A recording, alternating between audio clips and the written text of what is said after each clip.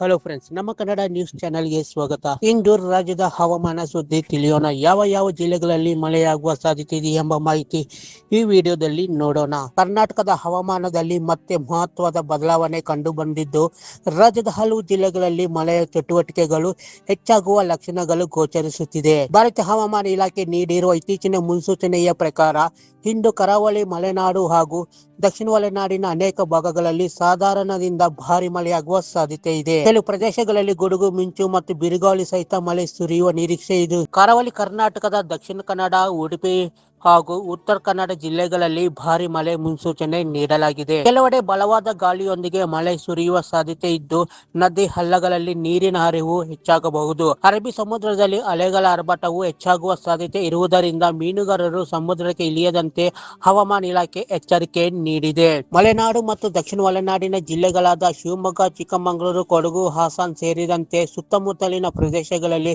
ಗುಡುಗು ಮಿಂಚು ಹಾಗೂ ಬಿರುಗಾಳಿ ಸಹಿತ ಉತ್ತಮ ಮಳೆಯಾಗುವ ಸಾಧ್ಯತೆ ಇದೆ.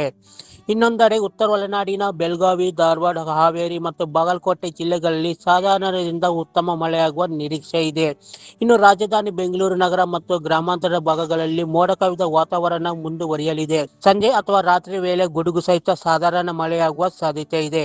ಒಟ್ಟಾರೆಯಾಗಿ ಮುಂದಿನ 48 ಗಂಟೆಗಳ ಕಾಲ ಕರ್ನಾಟಕದ ಹಲವೆಡೆ ಮಳೆಯ ಚಟುವಟಿಕೆಗಳು ಚುರುಕುಗೊಳ್ಳಲಿದ್ದು, ವಿಶೇಷವಾಗಿ ಕರಾವಳಿ ಮತ್ತು ಮಲೆನಾಡು ಜಿಲ್ಲೆಗಳಲ್ಲಿ ಭಾರಿ ಮಳೆ ಆಗುವ ಸಾಧ್ಯತೆ ಇದೆ.